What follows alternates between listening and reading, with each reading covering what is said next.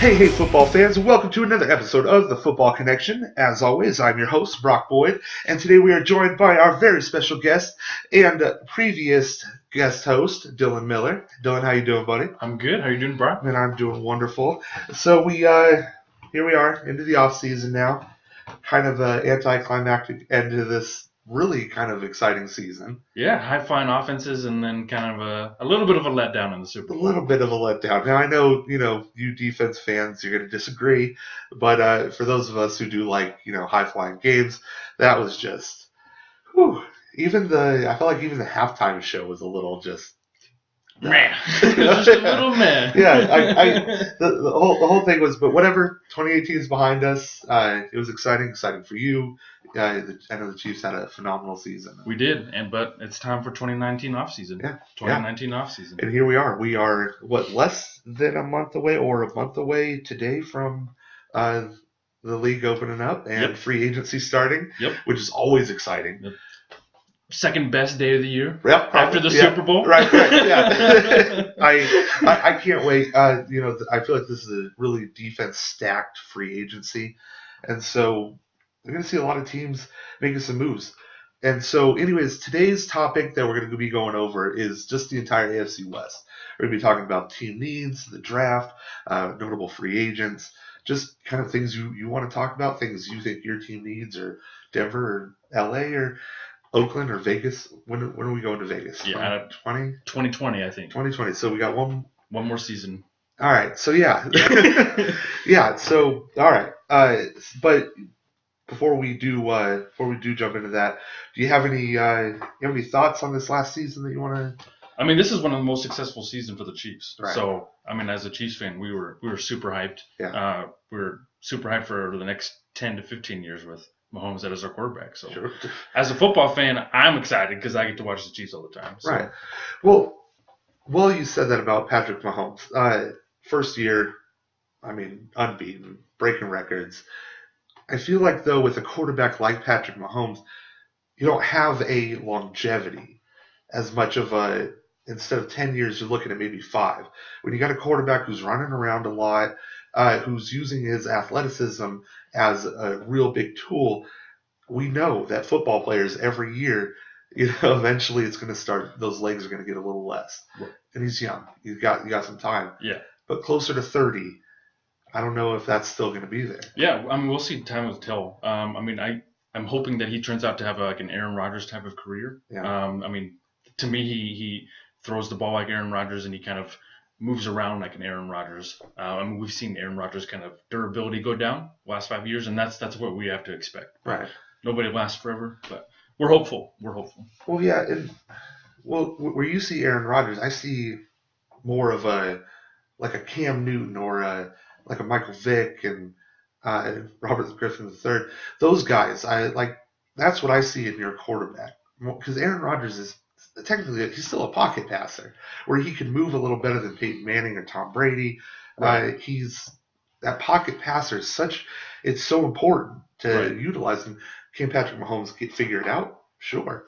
But when he was stuck in the pocket, it really affected his gameplay. I would disagree. I think he played really well from the pocket, and he had one of the top quarterback ratings from the pocket. Did he? So I believe he's at least in the top 5, if not the top 10, in quarterback ratings. So I think he can be a pocket passer just as well. People look to the plays he made outside the pocket because they're flashier, but he doesn't have near the athleticism of a Cam Newton or Michael Vick or RG3 or anything like that. So well, let's just for argument's sake throw the stats kind of off to the side, right? And just kind of tell you an observation that I made near the end of the season. Sure.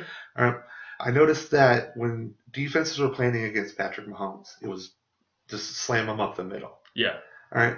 And I get that probably beginning of the season, to the end, he maybe had time to throw it out because they're defending the outside. Right. So they're not. But once they realized that they could come through the middle, which I think is the blueprint for Patrick Mahomes, is he started getting sacked. He started having to throw it out or run away instead of extending a play. He was running away from getting sacked, and so I think that if I've noticed this, so have defensive coordinators. And Patrick Mahomes hopefully he's a man of many trades. Hopefully that gameplay wasn't it. Yeah. And that's so the second year, halfway through 2019, if we're seeing the same Patrick Mahomes, I'm sold. Yeah, exactly. But I do feel like that there's now a blueprint. Right. And I would say that he struggled a little bit with reading defenses, and that's where the pressure came from. So when you look at some of the tougher games that he played against, like especially the playoff game against the Patriots, I think they confused a lot of the coverages and a lot of the pressures that they were bringing, and I think that's what caused a little bit of confusion for him and why he didn't have much success. Obviously, he thrives in quick passing game and things like that, but can't do that. If a defense is playing, in those zones there, it doesn't work as well. So he's not perfect by any means, but we're sure hopeful for sure. Well, right, and as everyone knows, it's a team sport, and so as also something I noticed, let's use that Patriots game for example, is they were just pressing those receivers. Right. I mean, you put a hit on Tyreek Hill, don't let him get that, those jets going. It really throws off the entire thing. And I get that you got Travis Kelce up the middle, but I mean, he's so. And I would say that they doubled Tyreek Hill the whole game. So even they were pressing him, and it worked a lot of the time. But when they didn't press correctly and he got free, they still had a safety over the top. Yeah. So I mean, I've seen some all 22s of that kind of thing where you see the whole defense and they're doubling them the whole game. Right. So we'll see. I mean. Again, we'll see how it goes. That was just kind of an end thought I've had about Patrick Mahomes. I as you all know and as you know, I get a little biased when it comes to the Chiefs. I try not to be, but also I feel like that there's some validity behind what I'm seeing. Yeah. And we'll find out when teams change. I mean, this is a good segue into the Chiefs. Is you have 20 free agents this season. Yeah. You can franchise tag one, keep a couple. You can't spend too much money. Exactly. So you got Patrick Mahomes you got to pay next year. Yeah. And so the question is when you have a team that was so good together and you take away potentially almost half of that team, where does that leave you? And is Patrick Mahomes able to do what Tom Brady does and make anybody better? Right. And we kind of saw it with somebody like Chris Conley. Yeah. Do you think that's someone who you might keep around? No, I don't think Chris Conley is going to be around. Okay. I think he served more of a role rather than a prominent place in the offense. Oh. Where I would be interested to see the Chiefs as far as offensively go is this is what I would say. Free agents want to come to Kansas City because they want to play with Patrick Mahomes. So I would not be surprised if some people took some pay cuts to come play with Andy Reid and Patrick Mahomes. That's just my feeling.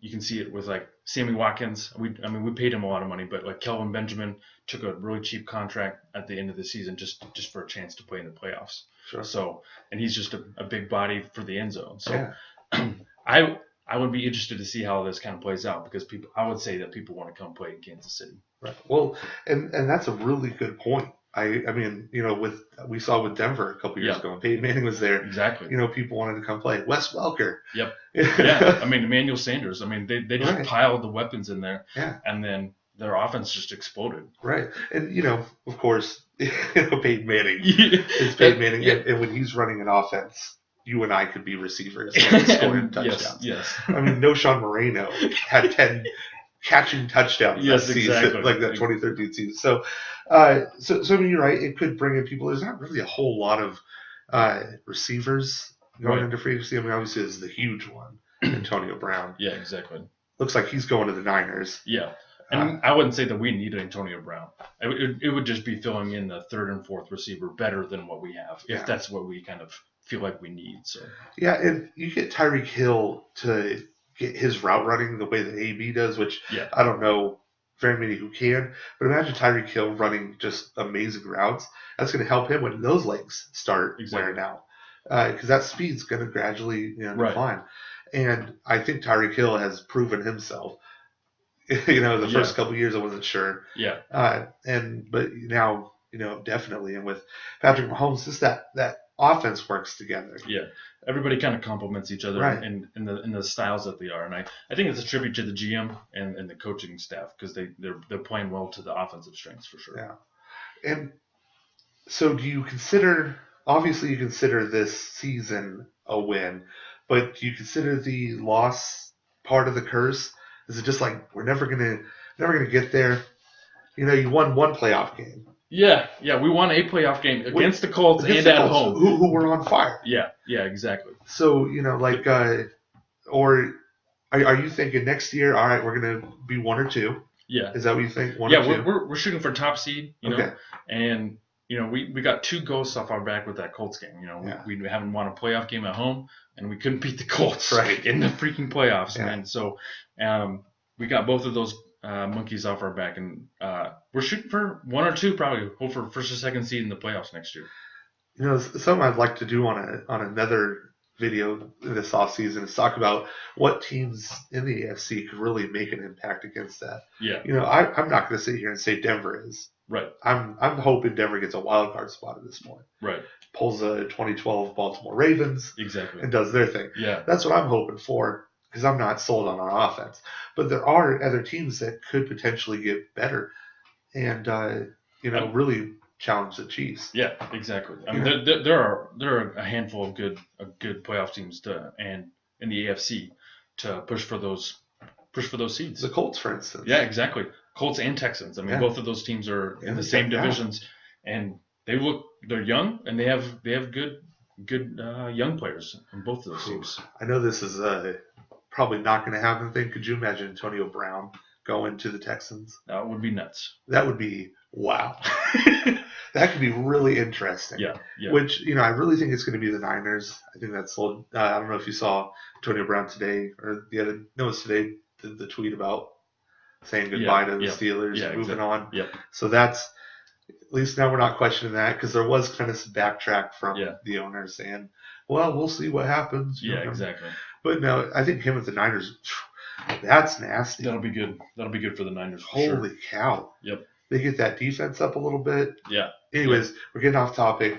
Speaking of the Chiefs defense, D Ford. Yeah. Coming up, he's probably going to be franchise tag. Yeah, it's looking like he played himself right into a franchise tag. Sure. Kind of a year. You saw it coming as a Chiefs fan. You felt real bad about it because he hasn't produced other than this year. Yeah. But you don't really have much of an option, so they franchised him. Right. We're probably going to. Well, and when you look kind of through the 20 that you have, it's probably the best bet to keep around. Right. There's not a lot of good free agents that we have that deserve the franchise tag, so it seems like a good thing to use it there. Yeah. Do you think Steven Nelson will be on his way out? It's hard to tell. I mean, I think that would depend on if they bring in another corner, because I think they like him as a corner, a solid corner. He's not great, but I think they like him at his current contract level. So if they can bring in another corner to kind of replace him, then I think he'd be on his way out. But I know you don't have a whole lot of money to spend, but a couple possible guys: Kareem Jackson, Ronald Darby, Bryce Callahan. Right. If they're not looking for too expensive, those could be guys to replace Steven Nelson. The reason why I'm asking is I kind of noticed Steven Nelson made some really huge mistakes in really critical moments. Right. I can't remember. It might have been that Rams game where it was just letting people run all over him, but it was. I really feel like at the end of the season, his what he was doing was declining. Right. Sure. His level of play. Right. Yeah. I mean, and it's hard as a corner to be on TV, and I mean, because when your mistakes show, they're pretty glaring. Yeah. They're big plays for touchdowns, they're pass interference or something like that.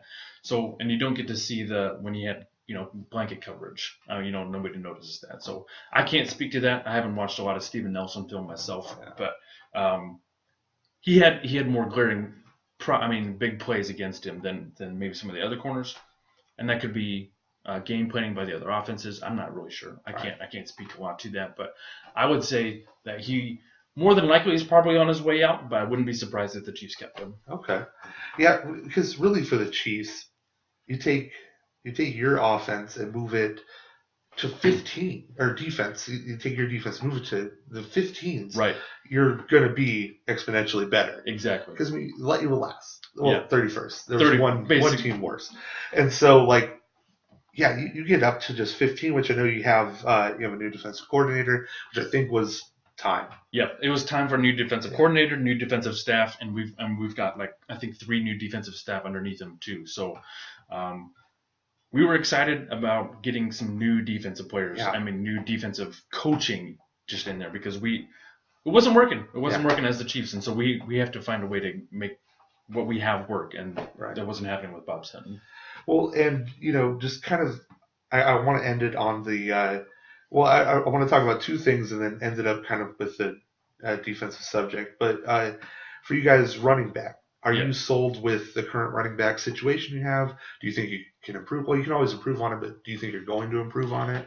I don't think there's any reason to improve on it. Okay. I think Damian Williams isn't going to be your top 15 running back, but he does what he needs to do. And the running back by committee works for us, and I think that's just how it's going to be for us. Okay. So if there's some great running back, Le'Veon Bell, that just wants to take a cheap contract, but he's not going to. He's not going to. So that's just not going to happen. So again, we need to spend our money in the right places, and I don't think the right place is at the running back position.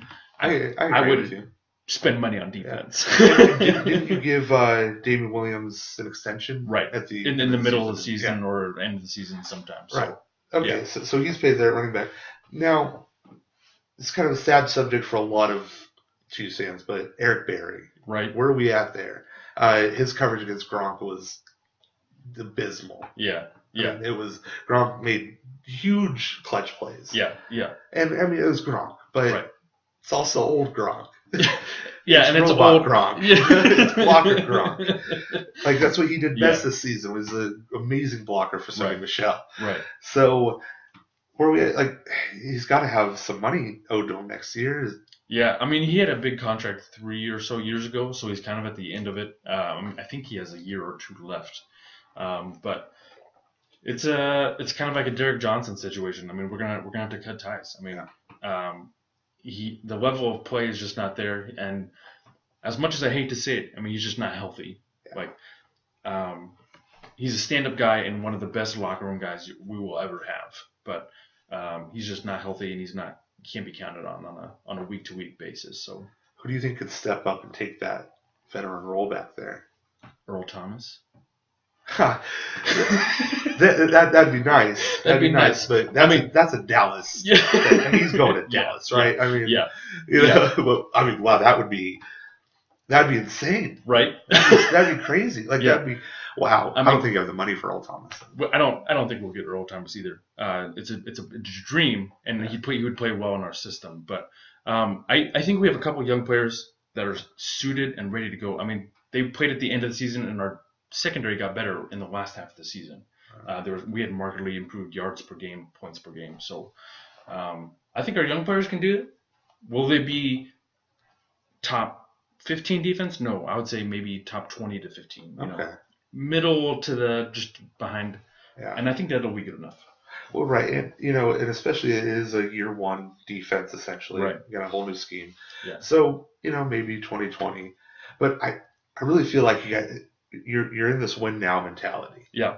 Like it is next season's Super Bowl bust. Right. It's not win a playoff game. Yeah. Yeah. Anymore. We are past that winning a playoff game for Chiefs fans. We are ready for a Super Bowl appearance, and we are ready to win one. A Super Bowl win. You can't just sit up here like you are Super Bowl or bust. So that's my final thoughts on just we'll obviously later in the offseason, once the dust is settled from everything that's happened. Exactly. We'll rediscuss more about that, but at this point, those are the needs of I think, and so